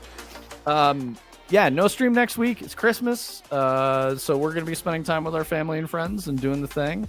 But we will see you guys in January of next year. We're going to be here for New Year's Eve and New Year's Day. So everything will be chill then. Yeah, everyone have a happy holidays. Merry Christmas and, you know, happy Hanukkah and all this stuff. I don't even know the rest of the fucking holidays. I'm sorry, guys. And I'm not trying to like espouse, you know, Christian shit. I'm just an American. So like we do Christmas. So it is what it is. But yeah, family, spend time with people you care about, because that's really what matters in life. It's the experiences you have, the memories, and the people you have them with. So do that. And we will catch you guys next year. We love you guys. Thank you so much for the support. You guys are wonderful. We'll definitely still be hanging around on Discord, you know, whatever. If you guys are around over the holidays and want to chat. Well, Merry Christmas, Gil. So yeah, I appreciate that. No worries. I'm just trying to catch everybody. I'm not trying to like force any of my, it's a genuine well wish. I hope everyone has a good time and you get to spend it with people you care about and that make you happy. That's what I was saying. Yeah, exactly, mocap. Family. Dom Toretto. It's about family, y'all. Happy non-vegan Christmas. Thank you, typical hard worker. Thank you for coming through. And we hope to catch you again next time we stream. So it'll be in January. It'll be in a week.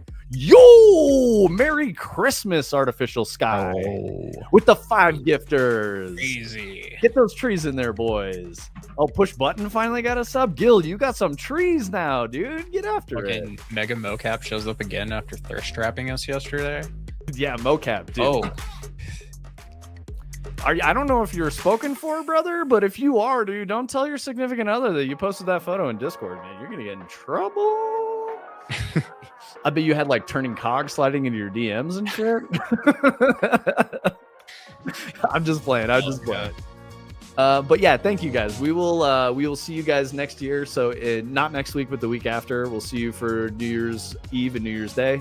And in case you aren't aware, because I know some of you guys are new, when we stream on Wednesday, it's in the morning. When we stream on Thursday, it's in the evening, afternoons. So it's like 2 to 4 Mountain Time on Thursdays, and it's 10 a.m. to noon on Wednesdays. So we'll see you guys later. Oh, thank you, Burnt Pineapple. Yeah, you've been gone for a while, dude. The beard is here, brother. Your Ashley, if you will. We're not gonna go to a DJ. I'm sorry, Blowfish. We're gonna go to Boom, who's one of our favorite content creators, another supporter. We love Boom, so we're gonna drop you guys over there. Have a good time. Show Boom some love. Boom makes some really cool stuff. We love Boom. Yep. Hang on. Why is this not? Hit Boom with the Beppis when you get over there. Yeah, drop that Beppis emote. Yep. There we go. Boom. Software game dev. Thanks, everybody. Yeah, thank you guys. I'm gonna start the raid here in about 10 seconds or so. Oh man, is the raid thing being weird? Okay, no, it's kind of working. All right, it's queuing people up. All right, we're getting in there. Okay, 2, 1, 0. All right, guys. Bye. Merry Christmas, happy holidays, all that stuff. We'll catch y'all later.